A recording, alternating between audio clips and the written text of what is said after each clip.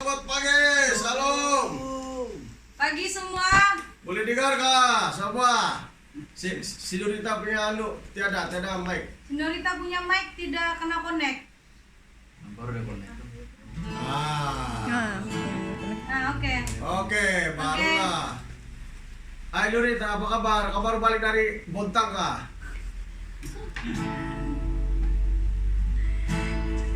Oke, mari kita menyembah sebelum kita masuk dalam ruang pujian.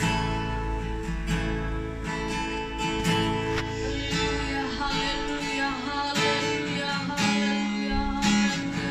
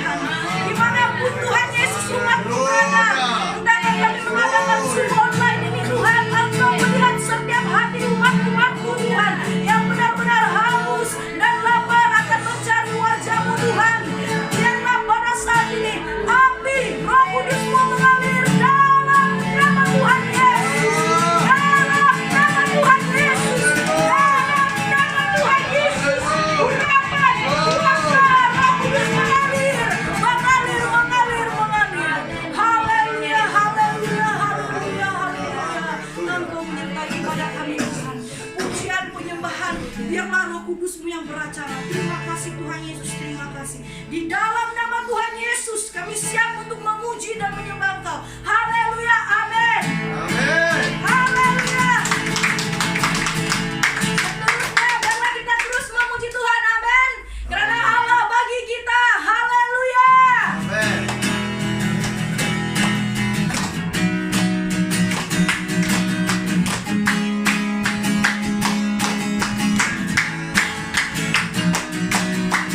Allah bagi kita.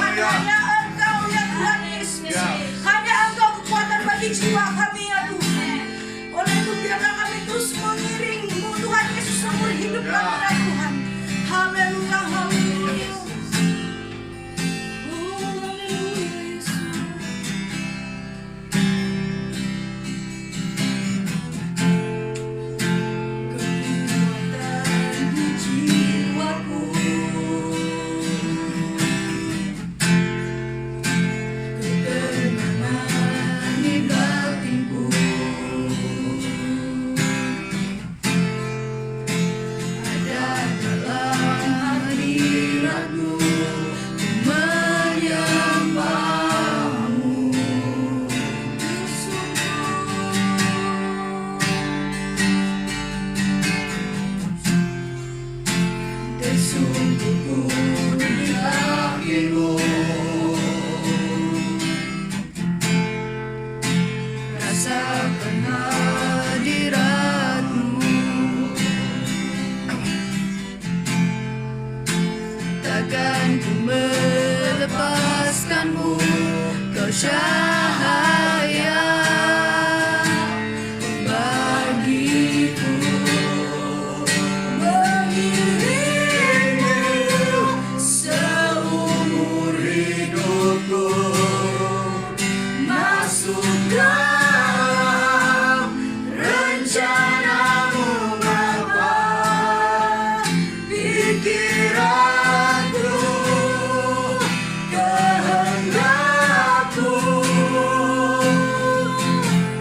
ku serahkan padamu. Harapanku hanya di dalam-Mu, ku kan teguh bersama-Mu Tuhan. Jadikanku benjana-Mu untuk memuliakan-Mu.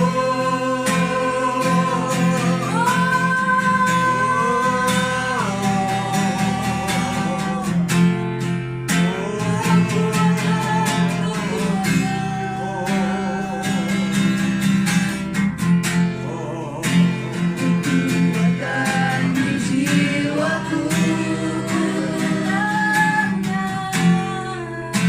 ketenangan di batinku, ada dalam hadirat-Mu, ada dalam hadirat-Mu, menyembah-Mu.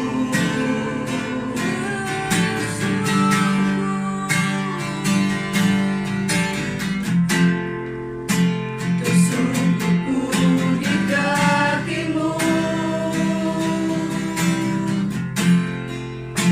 rasakan hadirat-Mu, takkan ku melepaskan-Mu, kau cahaya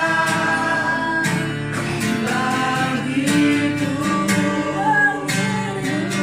Mengiringmu seumur hidupku, masuk dalam rencana-Mu Bapa.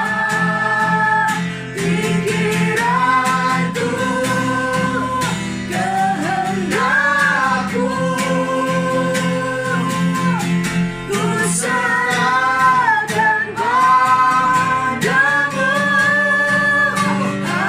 Harapanku hanya di dalam-Mu, ku kan teguh bersama-Mu Tuhan. Jadikanku benjana-Mu untuk memuliakan-Mu. Mengiringmu seumur hidupku, masuk dalam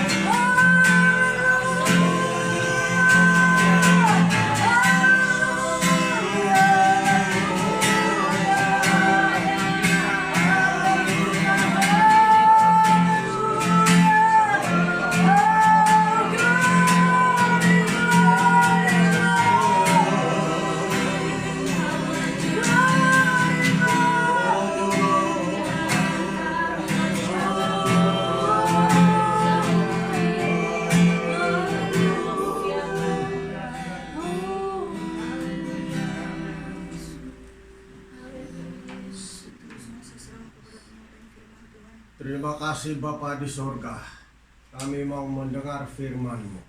Buka telinga rohani kami, hati kami untuk mengerti firman-Mu. Tujukan pikiran hati kami hanya untuk mendengar kebenaran firman-Mu Tuhan. Biarlah kami sekalian ya Tuhan diberkati pagi hari yang indah ini. Sehingga dalam keadaan pandemik sekarang ini, umat Tuhan yang hidupnya mendekat kepada Tuhan senantiasa bersemangat, senantiasa mencari wajah Tuhan, karena kedatangan Tuhan sudah dekat. Oleh itu Tuhan, berkati kami semua yang sabdamu pada pagi hari ini, biar Roh Kudus mengambil alih pemberitaan ini, sehingga setiap telinga yang mendengar diberkati. Dalam nama Tuhan Yesus kami berdoa mengucap syukur. Amin. Silakan duduk semua. Shalom. Shalom. Boleh dengarkan suara saya? Oke, kita di sini. Tidak masalah. Terima kasih Pak. Boleh dengar nggak? Ini tidak buka mic orang. Tidak payah kalau saya yang cakap. Turun. Oke. Pagi hari ini saya berikan temanya Roh Kudus mendorong untuk bersaksi, ya. Roh Kudus mendorong untuk bersaksi. Mari kita buka Alkitab bersama-sama dalam Roma pasal yang ke-8. Kitab Roma pasal 8, ya. Kitab Roma pasal 8. Demikian bunyi firman Tuhan. Kitab Roma pasal 8 ayat 15 sampai 16 saja. 2 ayat.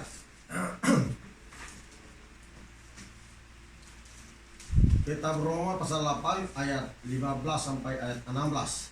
Sebab kamu tidak menerima roh perbudakan yang membuat kamu menjadi takut lagi, tetapi kamu telah menerima roh yang menjadikan kamu anak Allah. Oleh roh itu kita berseru ya Aba, ya Bapa. Roh itu bersaksi bersama-sama dengan roh kita bahwa kita adalah anak-anak Allah. Ya, menurut firman Tuhan ini dalam ayat 15, sebab kita tidak menerima roh perbudakan yang membuatkan kita takut lagi, tetapi kamu telah menerima roh yang menjadikan kamu anak Allah. Dia bilang kamu telah menerima roh yang menjadikan kamu anak Allah. Roh Kudus yang kita terima dari Tuhan itu, dialah yang mengerjakan hal-hal rohani di dalam diri kita, sehingga kita layak disebut anak-anak Allah. Karena itu pekerjaan Roh Kudus. Kalau bukan Roh Kudus yang mengerjakannya, macam mana orang percaya menjadi anak-anak Allah, sedangkan yang beroperasi dalam kehidupannya, yang mengerjakan dalam kehidupannya adalah roh duniawi. Kalau roh duniawi yang mengerjakan dalam kehidupan kita, sudah tentunya orang itu akan menjadi lebih suka perkara duniawi. Sebab bukan Roh Kudus. Tapi bila Roh Kudus yang bekerja dalam diri kita, maka Roh Kudus itu menjadikan kita anak-anak Allah yang rohani. Tidak mungkin disebut oleh Alkitab anak-anak Allah kalau tidak rohani. Macam mana mau menjadi anak Tuhan atau anak-anak Allah kalau tidak rohani? Pastinya orang yang rohani akan disebut anak-anak Allah. Makanya itu jemaat Tuhan, dalam firman Tuhan ini dalam ayat yang 15, sebab kamu tidak menerima roh perbudakan yang membuatkan kamu menjadi takut lagi, tetapi kamu telah menerima roh yang menjadikan kamu anak Allah. Macam mana ada ketakutan lagi di dalam hati kita kalau roh itu adalah roh Bapa di surga sendiri, roh Tuhan sendiri, dan roh itu membuatkan kita tidak takut lagi, ya. Sebab roh itu menjadikan kita anak-anak Allah. Jadi Roh Kudus yang kita terima dari Tuhan itu menjadikan kita anak-anak Allah. Dia mengerjakan pembaharuan dalam diri kita. Dia mengerjakan sesuatu yang ilahi dalam diri kita supaya kita menjadi anak-anak Allah. Kalau dia tidak mengerjakan yang sesuatu yang ilahi dalam diri kita, yang rohani dalam diri kita, maka kita tidak dapat menjadi anak-anak Allah. Yang kalau roh duniawi yang mengerjakannya, pasti orang akan menjadi orang seperti duniawi. Nah, lihat saja, kalau orang Kristen itu ada Roh Kudus dalam hatinya, pastinya hidupnya rohani. Dia lebih mengutamakan Tuhan, dia lebih mencari Tuhan, dia lebih fokus kepada hidup di masa depan yang disediakan Tuhan baginya, yaitu kerajaan surga, daripada perkara-perkara duniawi. Itulah dia anak-anak Tuhan. Karena Roh Kudus kan mengerjakan sesuatu dalam diri kita sehingga kita menjadi anak-anak Tuhan. Sebab itulah orang Kristen itu harus ingat bahwa ada Roh Kudus di dalam setiap hati orang-orang percaya. Tanpa Roh Kudus yang tinggal di dalam hati orang-orang percaya, macam mana kita mengenalkan diri anak-anak Allah? Sedangkan Roh Kudus itu menjadikan kita anak-anak Allah. Sebab itulah teman-teman, kita harus betul-betul fokus kepada pelayanan, kepada Tuhan, dan kepada firman Tuhan. Sebab kamu tidak menerima roh perbudakan, ya, yang membuat kamu menjadi takut lagi. Tetapi kamu telah menerima roh yang menjadikan kamu anak-anak Allah. Oleh roh itu kita berseru, ya Aba, ya Bapa. Ayat 16. Roh itu bersaksi bersama-sama dengan roh kita bahwa kita adalah anak-anak Allah. Nah, Roh Kudus itu bersaksi bersama-sama dengan roh kita bahwa kita anak-anak Allah. Jadi, kesaksian orang percaya itu kesaksian yang hidup. Kesaksian hidup. Dia bilang di sini, roh itu bersaksi bersama-sama dengan roh kita bahwa kita adalah anak-anak Allah. Jadi, bila kita bersaksi, bukan roh kita saja yang mendorong kita, tapi kekuatan Roh Kudus bersatu dengan roh kita mendorong kita bersaksi tentang Yesus Kristus. Haleluya. Mungkin inilah Yesus cakap di dalam Yohanes pasal 15 ayat 26-27. Coba kita ke Yohanes pasal 15. Ayat 26 hingga 27. Yohanes pasal ke-15 ayat 26 hingga 27. Jikalau penghibur yang akan kutus dari Bapa datang, yaitu roh kebenaran yang keluar dari Bapa, ia akan bersaksi tentang aku. Roh Kudus itu yang keluar dari Bapa, yang diutus Bapa, yang diberikan Bapa kepada kita, ya, akan bersaksi tentang Yesus. Nah, ayat yang ke-27, tetapi kamu juga harus bersaksi karena kamu dari semulanya bersama-sama dengan aku. Tetapi Yesus bilang, kamu juga harus bersaksi. Bermakna Roh Kudus itu mendorong hati kita atau roh kita untuk bersaksi. Tanpa dorongan Roh Kudus, kesaksian kita akan menjadi kesaksian yang biasa-biasa, kosong, yang hanya menyenangkan hati manusia dan hanya menyenangkan daging manusia. Tapi kesaksian yang didorong oleh Roh Kudus, ada suatu kekuatan dalam kesaksian itu yang membuatkan orang yang mendengar itu diberkati dan imannya diteguhkan dan dikuatkan dalam nama Tuhan kita Yesus Kristus.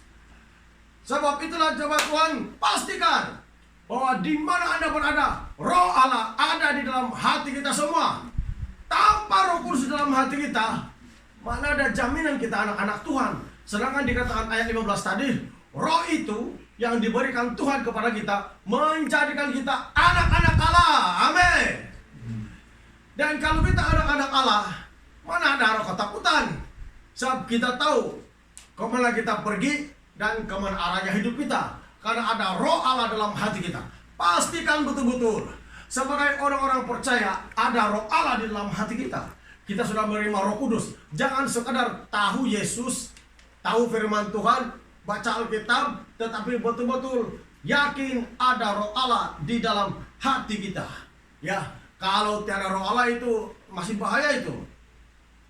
Ini nyata bahwa kesaksian hidup, ya, orang Kristen itu didorong oleh Roh Kudus melalui roh kita yang ada persekutuan dengannya. Nah, lihat itu. Roh Kudus yang masuk di hati kita mendorong roh kita, hati kita untuk bersaksi. Jadi, orang Kristen yang ada persekutuan dengan Tuhan, orang Kristen yang ada persekutuan dengan Tuhan, Roh Kudus itu bersatu dengan rohnya. Maka bila dia berkata-kata tentang firman Tuhan, bila dia bersaksi, ada kekuatan dalam kesaksian itu, yang orang yang mendengar itu bukan percaya dan bergantung kepada hikmat manusia atau kebijaksanaan manusia dalam terjemahan bahasa Malaysia, tapi bergantung kepada kekuatan Allah dalam iman. Haleluya. Kalau orang Kristen tidak mengalami pekerjaan Roh Kudus di dalam hatinya, dimanapun dia berada, entah dia beribadah dalam gereja yang besar, entah beribadah dia dalam KKR atau di mana saja, itu sama dengan gong yang berkumandang dan cana yang gemerincing. Sebab Roh Kudus itu mendorong orang mengasihi Tuhan. Karena dalam 3 hal, iman, pengharapan, dan kasih, yang terbesar diantaranya adalah kasih. Tapi bagaimana orang mengasihi Tuhan Yesus tanpa Roh Kudus? Haleluya. Bagaimana orang mentaati firman Tuhan tanpa Roh Kudus? Kita berbahasa roh, tapi kita tidak mentaati firman Tuhan. Selidiki kembali bahasa apa yang Anda miliki itu. Karena kalau bahasa Roh Kudus atau bahasa roh dalam diri kita itu dari surga, itu mendorong kita mentaati firman Tuhan. Bukan saja kita bersalin, kita rasa damai ini apa, tapi kita harus percaya. Bila kita berdamai dengan Tuhan, kita mentaati firman Tuhan. Bila tidak mentaati firman Tuhan, macam mana kita berdamai dengan Tuhan? Maka orang Kristen harus yakin dan percaya dan menyelidiki hatinya, supaya betul-betul ada roh Allah di dalam dirinya. Tanpa Roh Kudus, orang Kristen akan menjadi Kristen biasa-biasa saja. Dan Kristen biasa itu belum tentu ada jaminannya. Ya, karena Roh Kudus itu penentunya hidup seseorang berjalan dalam kebenaran dan terang Tuhan. Oke, mari kita baca dalam 1 Korintus 6.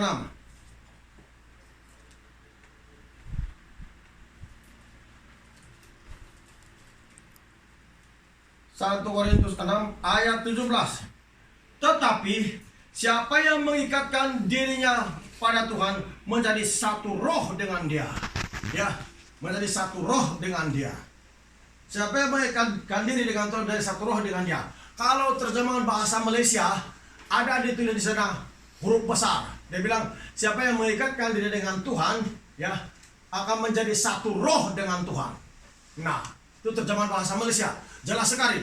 Jadi orang yang ada persekutuan dengan Tuhan, orang yang ada berdoa, orang yang ada baca Alkitab, orang yang hatinya jujur bertobat di hadapan Tuhan, pastinya jemaat Tuhan ada roh Allah di dalam hatinya yang mendorong hatinya atau rohnya untuk mengatakan kebenaran dan tidak diperdaya atau dipengaruhi oleh kehidupan manusia yang tidak bersungguh-sungguh di hadapan Tuhan.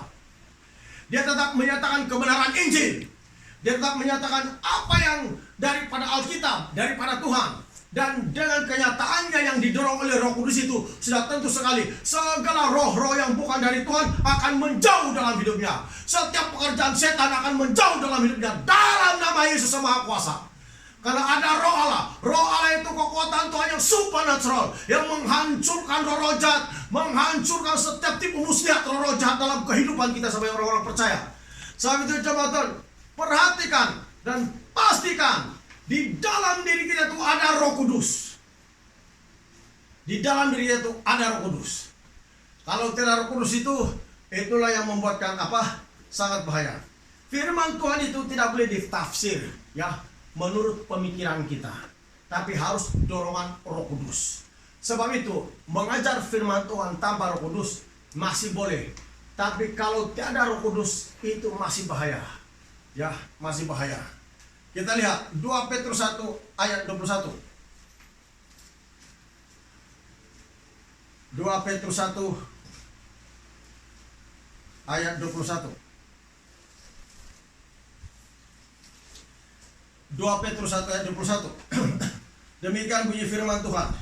Sebab tidak pernah nubuat dihasilkan oleh kehendak manusia, tetapi oleh dorongan Roh Kudus orang-orang berbicara atas nama Allah. Apa dia bilang? Oleh dorongan Roh Kudus orang-orang berbicara atas nama Tuhan. Bermakna roh kita itu yang sudah bersatu dengan Roh Kudus. Roh Kudus itulah yang mendorong roh kita, hati kita bersaksi tentang Tuhan. Dan juga penginjilan, pemberitaan penginjilan, ya, Roh Kudus itu juga akan bersaksi untuk kerajaan surga. Sebab itulah tidak pernah firman Tuhan ditafsirkan menurut pola pikiran atau kebijaksanaan manusia, tapi oleh dorongan Roh Kudus. Betapa pentingnya Roh Kudus itu. Kalau Roh Kudus tidak ada kekuatan yang supernatural menghancurkan roh-roh yang bukan dari Tuhan. Ya, menghancurkan roh yang bukan dari Tuhan. Kita lihat, ya, pemberitaan Injil oleh dorongan Roh Kudus, penyebab utama manusia mengandalkan Allah dalam imannya. Sekali lagi, pemberitaan Injil oleh dorongan Roh Kudus, penyebab utamanya manusia mengandalkan Allah dalam imannya. Ya. Dan pemberitaan Injil yang bergantung kepada dorongan roh manusia sendiri atau bersandar kepada hikmat atau kebijaksanaan manusia mengakibatkan manusia Kristen hanya bergantung pada hikmat manusia saja dan bukan kepada Allah. Dan itu sangat berbahaya. Dan itulah hikmat manusia tanpa dorongan Roh Kudus yang menipu banyak orang Kristen. Karena kebanyakan seperti ini mereka yang sudah terpelajar, sudah mengambil bachelor, master, ya sebagai pendeta. Kebanyakannya pengetahuan itu seperti itu. Sebab itulah jemaat Tuhan, penting itu Roh Kudus. Mari kita lihat di dalam 1 Korintus 4, 1 Korintus 2. Ya. Dengar betul-betul jemaat Tuhan, jangan ada yang pikir-pikir banyak menghayal lagi dan tidak boleh ikut apa yang saya cakap. 1 Korintus 2 ayat 4 hingga 5. Baik perkataanku maupun pemberitaanku tidak kusampaikan dengan kata-kata hikmat yang meyakinkan, tetapi dengan keyakinan akan kekuatan roh. Itu yang saya cakap tadi itu. Perkataan, penyampaian firman Tuhan, pengajaran firman Tuhan yang hanya bersandarkan kepada hikmat manusia. Itu bahasa Indonesia. Bahasa kita di sini bersandarkan kepada kebijaksanaan kita sendiri. Tapi tiada Roh Kudus di dalamnya untuk mendorongnya, untuk mengatakan-katakannya, mengakibatkan orang bergantung kepada hikmat dan kekuatan manusia, bukan kepada Allah. Tapi pemberitaan yang didorong oleh kekuatan Roh Kudus mengakibatkan atau penyebab utamanya orang bergantung kepada kekuatan Allah dalam imannya. Kita bacakan ayat yang kelima. Supaya iman kamu jangan bergantung pada hikmat manusia, tetapi pada kekuatan Allah. Nah, itulah sebabnya Injil tidak boleh diberitakan menurut hikmat atau kebijaksanaan manusia, tapi harus disampaikan menurut kekuatan Roh Kudus yang mengurapi setiap orang yang memberitakan Injil. Setiap orang percaya harus yakin bahwa ada Roh Allah di dalam hatinya. Macam mana kita memberitakan Injil yang membuatkan orang itu tetap bersemangat tanpa Roh Kudus? Itulah yang mungkin jemaat Tuhan, bahwa banyak orang Kristen kehilangan api kebangunan rohani di dalam dirinya akibat daripada tidak ada persekutuan dengan Tuhan. Sebab itu persekutuan dengan Tuhan itu sangat penting sekali. Dan orang Kristen tidak boleh beralasan dengan persekutuan dengan Tuhan. Anda bilang Anda sibukkah, Anda pekerjaan beginikah, harus tidak boleh beralasan dengan persekutuan Anda dengan Tuhan. Karena itu mengandung keselamatan jiwa kita sendiri. Bila kita mengabaikan persekutuan dengan Tuhan, bila kita mengabaikan doa kita kepada Tuhan, membaca Alkitab, itu sebenarnya kita mengabaikan keselamatan kita sendiri dan keluarga kita. Sebab itulah tidak boleh bergantung kepada hikmat manusia atau kebijaksanaan manusia, tapi harus bergantung pada kekuatan Roh Kudus. Supaya setiap orang mendengar, melihat kelakuan kita, keluarga kita atau di mana kita berada, orang melihat perbedaannya antara orang benar, antara orang beriman dan yang tidak beriman. Karena dari kata-kata kita, dari pengaturan, dari kehidupan kita, orang lihat bahwa kita orang Kristen yang tetap berapi-api karena ada Roh Allah di dalam hati kita. Nah, sebab itu jemaat Tuhan, penting itu orang Kristen betul-betul mencari Tuhan, wajah Tuhan. Pastikan diri kita ada Roh Kudus di dalam hati kita. Jangan tiada Roh Allah. Ya, pastikan ada Roh Allah di dalam hati kita. Jangan tidak ada Roh Allah. Karena itu penting sekali. Sekali lagi saya baca 1 Korintus 2 ya, ayat 4 hingga 5. Baik perkataanku maupun pemberitaanku tidak kusampaikan dengan kata-kata hikmat yang meyakinkan, tetapi dengan keyakinan akan kekuatan roh. Tidak boleh disampaikan. Firman Tuhan tidak boleh disampaikan menurut kata-kata hikmat kita atau pemikiran kita, tapi harus disampaikan oleh kekuatan Roh Kudus, oleh dorongan Roh Kudus. Ya, tidak boleh disampaikan menurut apa yang kita pikir ini bagus begitu, tidak. Harus ada Roh Allah dalam setiap hati orang percaya. Kekuatan Roh Kudus itulah yang membuatkan Anda tetap bersemangat sampai sekarang. Tanpa kekuatan Roh Kudus, kadangkala juga itu Anda berpikir mau malas sudah sembahyang, ya melayani pun lupa sudah, tanggung jawab lupa sudah. Nah itu. Tapi bila ada Roh Allah tak menyala-nyala, itu yang membuat orang tetap ada kebangunan rohani dalam dirinya, tetap ada api kebangunan rohani. Jadi jangan mengandalkan pemikiran, tapi harus andalkan Roh Kudus. Jangan mengandalkan pemikiran, tapi harus andalkan Roh Kudus. Bersemangat senantiasa. Itu terjadi apabila kita ada persekutuan dengan Tuhan. Apabila kita ada doa. Tapi persekutuan dengan Tuhan, doa, persekutuan dengan Tuhan dan membaca Alkitab harus dari dalam hati. Harus hati kita itu betul-betul mau mencari Tuhan. Bukan sekadar karena diperingat, tapi betul-betul ada kemauan untuk mencari Tuhan. Ingat ini jemaat Tuhan. Tapi walau bagaimanapun minum juga itu.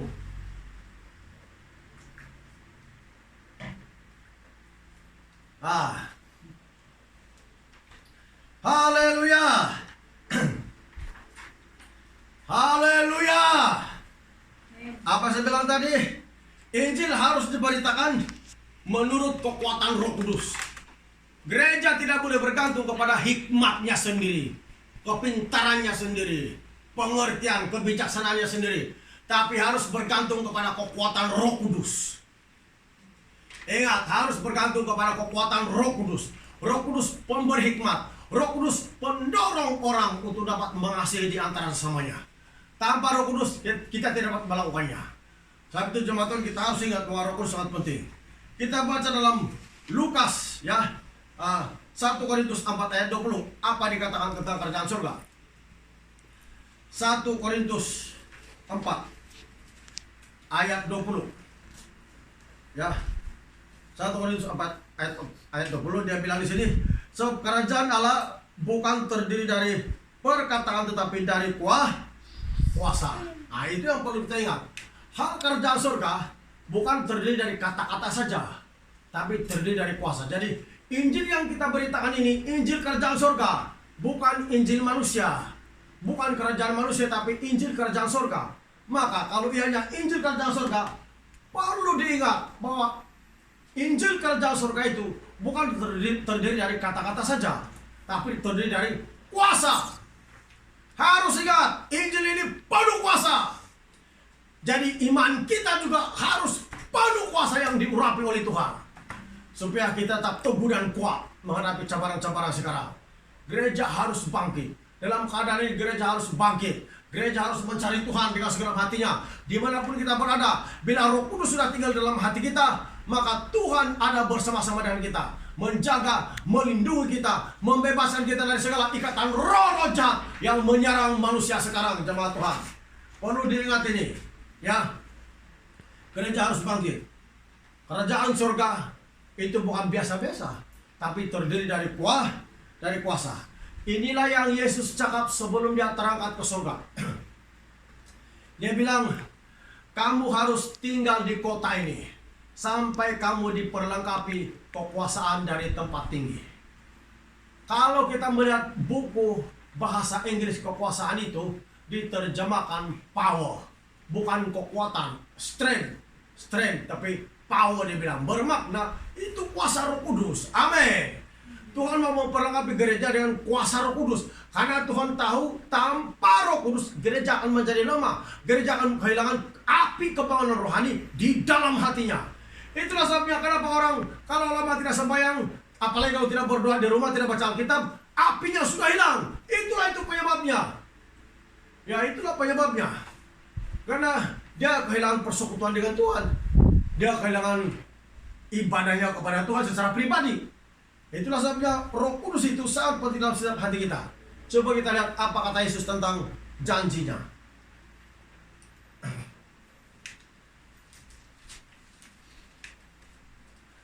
Lukas 24 ayat 48 hingga 49.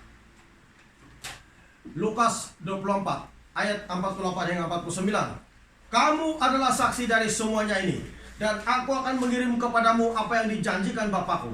Tetapi kamu harus tinggal di dalam kota ini sampai kamu diperlengkapi dengan kekuasaan dari tempat tinggi.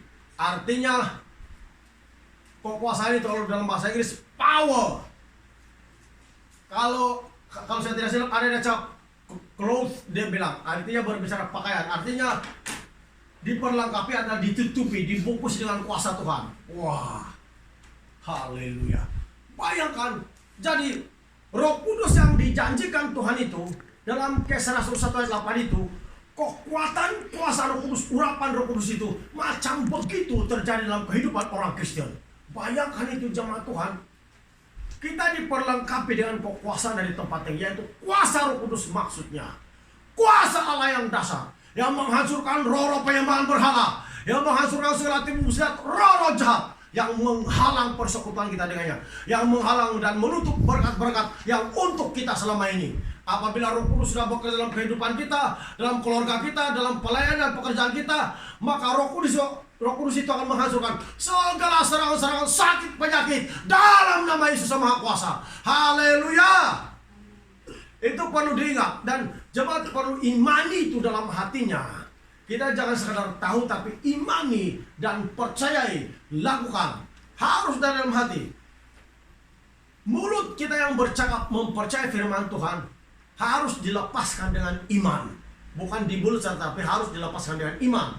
Artinya bila kita bercakap begitu, di hati kita pun begitu. Karena kita lepaskan dengan iman kita dalam nama Yesus Kristus. Sebab itulah jemaat Tuhan, ini perkataan Tuhan Yesus, kamu harus diperlengkapi. Ya, kalau bahasa Inggrisnya lagi di sana, cloth, dia bilang cloth. Artinya berbicara macam pakaian, tapi yang menunjukkan kita dilitupi begitu. Kan pakaian bila kita pakai karena tutup badan kita. Nah, begitulah cara Tuhan menggambarkan kekuatan Roh Kudus yang mengurapi kita. Cara Tuhan menggambar kuasa Roh Kudus melingkupi kita apabila Roh Kudus turun ke atas kita. Apabila dia melengkapi kita. Itulah sebabnya orang Kristen yang aslinya, orang Kristen yang jujur di hadapan Tuhan, orang Kristen yang betul-betul mencari Tuhan dalam hidupnya, segala pekerjaan yang serangan roh jahat, segala serangan bom semua hancur dalam nama Tuhan Yesus Kristus. Karena ada roh Allah dalam dirinya, ada roh Allah. Haleluya. Apakah kita masih ada roh Allah? Di mana kita berada sekarang? Entahkah di rumah, dalam pekerjaan, di kebun, di mana? Apakah masih ada roh Allah dalam hati kita untuk menepis, menangkis semua serangan musuh-musuh kita? Haleluya jemaat Tuhan. Mari kita lihat. Itulah yang Yesus cakap itu dalam Kisah 1 ayat 8. Kita beri Kisah 1 ayat 8. Ayat 8 bilang, tetapi kamu akan menerima kuasa kalau Roh Kudus turun ke atas kamu, dan kamu akan menjadi saksiku di Yerusalem dan di seluruh Yudea dan Samaria dan sampai ke ujung bumi. Nah, lihat itu jemaat Tuhan. Tuhan bilang, kamu akan menjadi saksi kalau Roh Kudus turun ke atas kamu. Bagaimana kekuatan kuasa Roh Kudus yang turun dalam Kisah Para Rasul, begitulah yang dinyatakan dalam Lukas pasal 4, 24 ayat 48 hingga 49. Dia menaungi, kuasa Roh Kudus itu menaungi hidup kita. Di mana kita berada, begitulah Roh Kudus dalam hidup kita. Sehingga baru kita keluar dari rumah, coronavirus mengintip di pintu, lari sudah hangus, kakinya hangus semua, mulut coronavirus hangus semua. Bayangkan kekuatan Roh Kudus itu jemaat. Apakah Anda tidak mau saja untuk mau bersungguh-sungguh mencari Tuhan, bersungguh-sungguh untuk berdoa, bersungguh-sungguh untuk membaca Alkitab? Karena itulah kekuatan orang Kristen. Haleluya! Bukankah Alkitab bilang Injil itu adalah kekuatan Allah? Haleluya! Sekali lagi jemaat Tuhan, serius dengan hal ini. Dalam ayat Lukas 24 ayat 48 hingga 49 kita baca tadi, Roh Kudus itu menaungi kita. Kekuasaan dari tempat tinggi.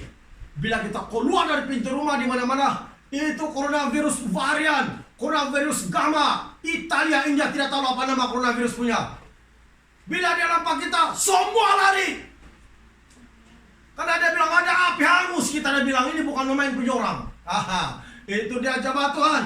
Jadi ada yang dijarum dengan vaksin, kalau ada coronavirus di jarum itu, bila dia nampak lari semua, disuntik air biasa saja.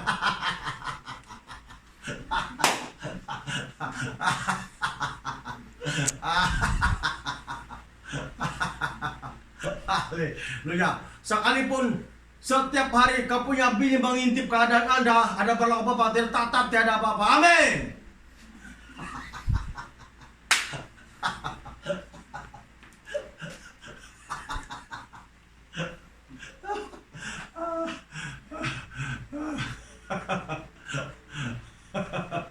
Katimu si Jimmy, karena vaksin, tidak apa-apa berlaku, sehat.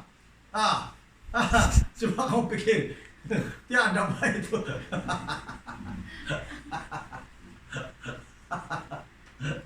Mana ada demam kalau dia itu sedikit pun tiada itu, bersemangat punya orang. Coba Anda pikir.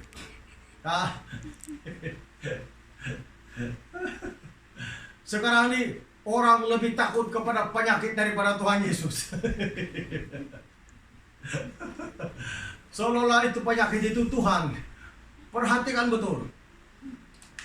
Setiap orang yang menggelarkan dirinya Tuhan, kan Yesus sudah mengaku dia Tuhan. Bapa dia sudah mengaku dia Allahnya Abraham, Ishak dan Yakub. Bermakna dia mengatasi segala Tuhan, apapun yang disebut di bawah kolong langit maupun di surga. Amin. Hanya dia sajalah Tuhan. Amin. Bermakna kuasanya mengatasi segala kuasa atau nama apapun disebut di bumi ini. Alkitab mencatat dalam Filipi pasal 2, Tuhan memberikan nama kepada Yesus, nama di atas segala nama. Apapun nama ada sebut di bumi ini tidak dapat mengatasi kuasa nama Yesus Kristus. Haleluya.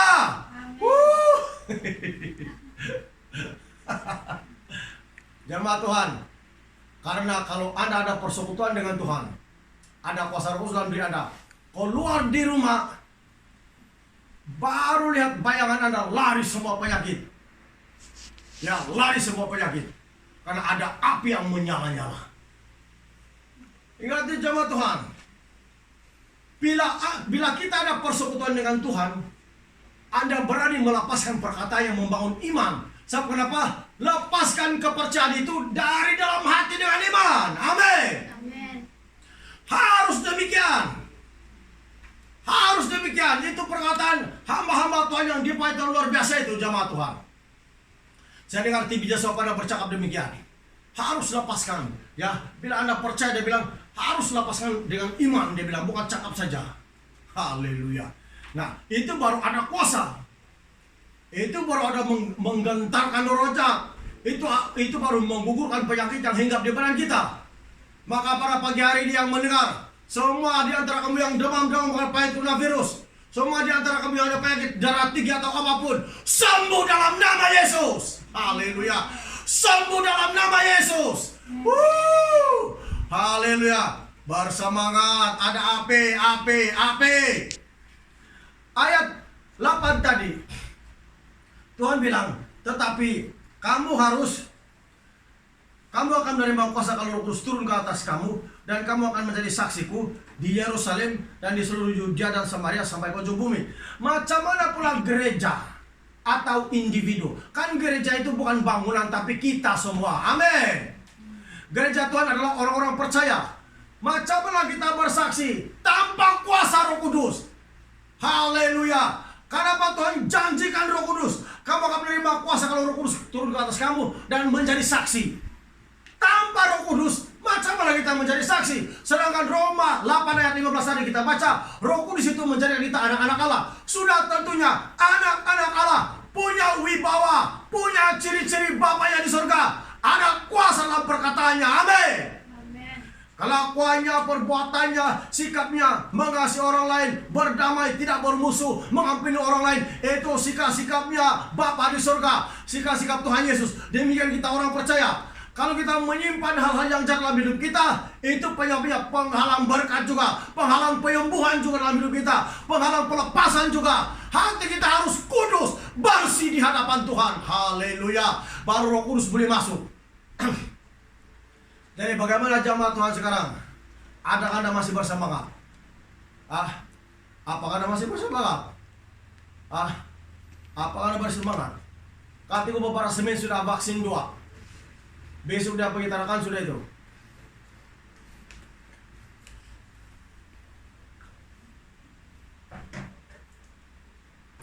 Minum dulu. Kalau tidak minum tidak boleh. Kalau itu beberapa semen senyum-senyum. Vaksin 2 dia bilang sama bini dia boleh pergi undasang duluan dorang-dorang, mana boleh begitu.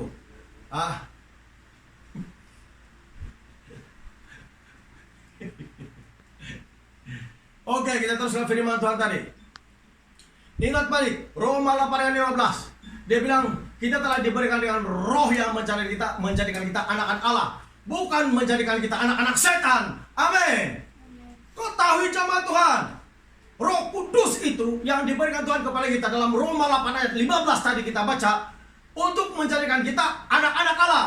Anak-anak Allah itu berbicara taat kepada Bapanya di surga. Yesus taat kepada Bapanya di surga. Amin. Sampai mati di kayu salib. Kalau ada Roh Allah dalam hati kita, itulah yang membuatkan orang Kristen taat kepada hukum-hukum Tuhan, perintah-perintah Tuhan. Karena ada Roh Allah. Kalau ada seringkali melawan, memberontak, seringkali tidak setuju dengan firman Tuhan, mana Roh Kudusnya? Haleluya. Kalau kita seringkali guna pikiran kita, otak kita, kepala kita, ini bahaya ini. Jangan guna itu. Andalkan Roh Kudus. Kalau kita mau melihat perubahan dalam hidup kita, dalam keluarga kita, andalkan Roh Kudus. Kan kita kan anak-anak Tuhan. Roma 8 ayat 15. Kalau kita anak-anak Tuhan, harus taat kepada firman Tuhan. Tapi banyak juga orang tidak taat kepada firman Tuhan. Macam mana kamu mengusir setan kalau tidak taat kepada firman Tuhan? Macam mana Roh Kudus masuk di dalam hati kita, sedang hidup kita tidak taat kepada Roh Kudus sendiri yang mengerjakan pembaharuan dalam hidup kita orang-orang percaya. Sebab itulah jemaat Tuhan, dengar betul-betul. Gereja itu harus ditandai Roh Kudus dalam kehidupannya.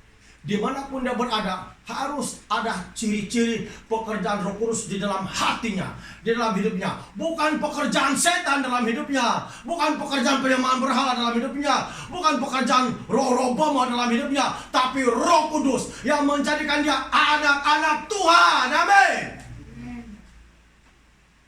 Anak-anak Tuhan ada otoritasnya. Kan Roh Kudus itu yang menjadikan kita anak-anak Tuhan. Bila kita anak-anak Tuhan, kita ada otoritas seperti otoritas Yesus memerintahkan laut yang bergelombang itu, memerintahkan roh jahat, mengusir roh jahat, segala-galanya. Haleluya.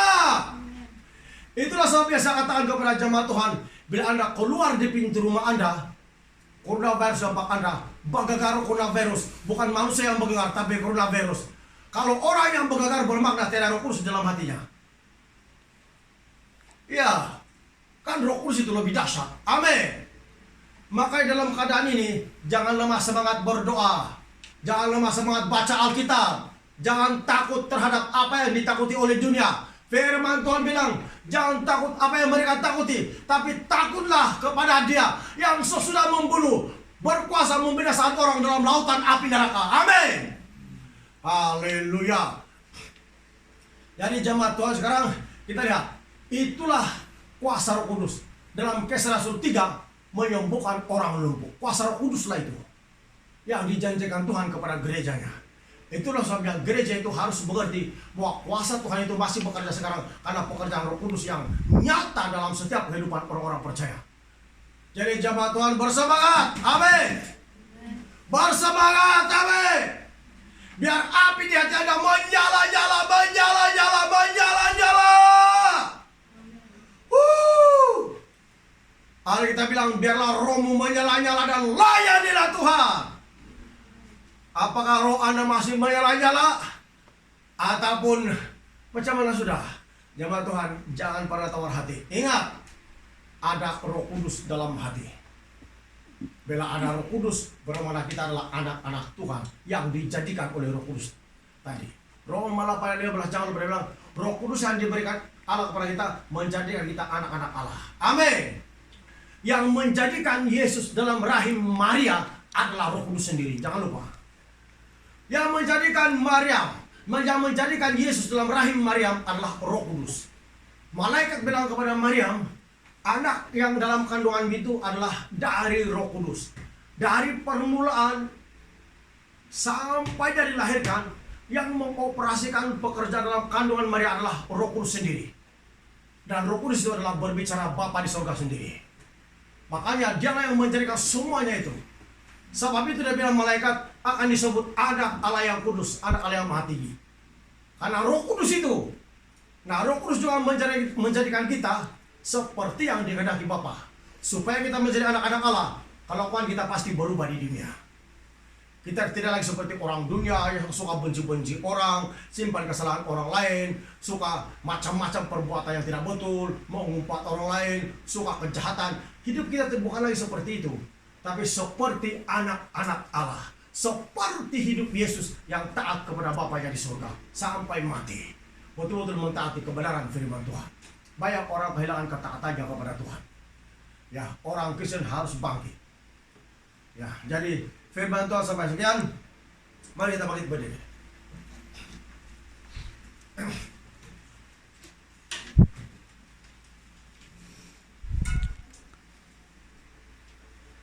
Oh, ya, apa tadi itu? Apa tadi itu? Tadi itu, kartu jelek tarik.